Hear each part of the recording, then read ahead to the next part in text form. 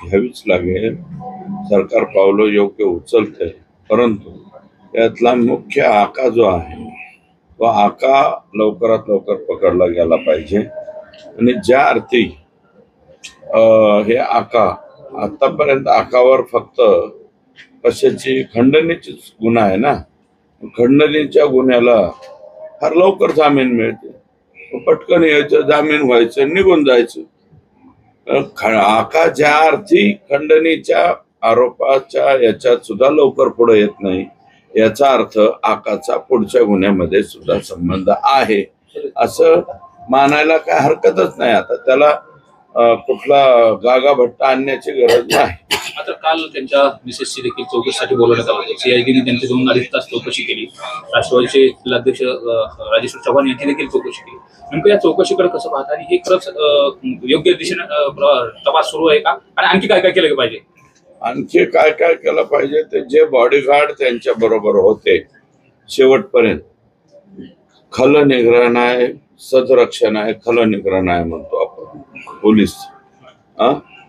जोपर्यंत पोलीस तिथे होते, आता यांच्यावरती आरोप झाला, गुन्हा दाखल झाला त्यावेळेस सुद्धा पोलीस संरक्षण त्यांना होत. मग त्या पोलिसाचं बॉडीगार्डचं काम काय होतं? पोलीस स्टेशनला सांगणं यांच्यावर गुन्हा दाखल झालाय, यांना पटकन अटक करा. त्याऐवजी मला वाटतं ते मस्तपैकी त्या बॉडीगार्डला म्हणले असतील, आका तू जरा इथंच थांब, मी आता जरा फरार होतो, आणि मग फरार झाल्यावर तू काहीतरी सांग.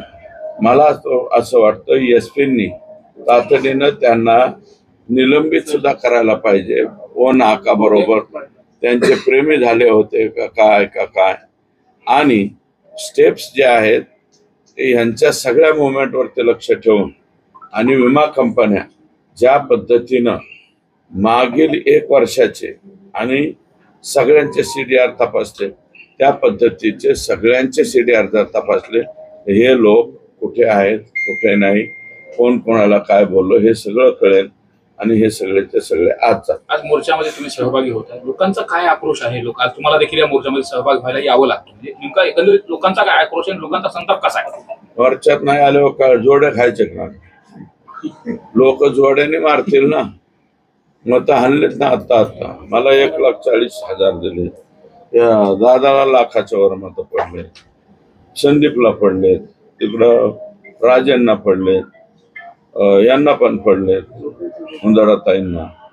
मग आता ठीक आहे, ते परदेशात गेलेले आहेत, मला त्यांचे सासरे भाऊ येतील, काकाजी आले म्हणजे समजा ते आमदार आले, सगळे आमदार येतील. इथं जे आहेत जिल्ह्यामध्ये आता 6 आमदार आणि 7 आमदार आहेत आता सध्या गेले. 7 पैकी 5 आमदार मला वाटतं हजर आहेत, 2 आमदार हजर नाही. नेमका तपास यंत्रणांवरती दबाव आहे असं वाटतं का, की जे वाल्मिक कराड यांच्या संदर्भात वारंवार बोललं जाते, अटक केली जात नाही, त्यांना शोधलं जात नाही, कोणाचाही दबाव काही असू शकत नाही. आणि सुरेश भाऊ, तुम्हाला मी सांगतो, आता ह्या दुनियामध्ये पूर्वीची जुनी म्हण होती, कोणाच्या बापासाठी कोणी मिशा काढत नाही, आता कोणाच्या बापासाठी कोणी दाढी करत नाही. त्याच्यामुळं ह्याच्यात कोणाचा दबाव प्रभाव तसले काही येऊ शकत नाही. फक्त एक आहे की कोणीतरी एक बीड जिल्ह्यातला प्रतिनिधी मंत्रिमंडळात आहे, अजूनही पोलिसला खाली मला असं वाटतंय की हे मंत्री सांगत आहे का काय, या मंत्र्याच्या विरोधात जायचं का नको, उद्या गप्पन पुन्हा तेच गार्डियन म्हणून येतात का, असे काहीतरी भीती की त्या लोकांना वाटते का काय, तेवढाच दबाव असला तर असू शकतो. वाल्मिकी करारासोबत आपले संबंध असल्याचा आरोप धनंजय मुंडेंनी केला होता, त्याच्याबद्दल स्पष्टीकरण आपण आज देणार असं म्हणत होता.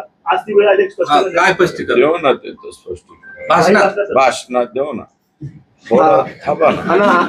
अंजली दमाने म्हणजे ड्रामा आहे, सर्व राजकीय ड्रामा. आम्ही मोर्चा ठरवलाय का? हा मोर्चा कोणी ठरवलाय? मोर्चा कोणी ठरवला? सामान्य लोकांनी ठरवलं.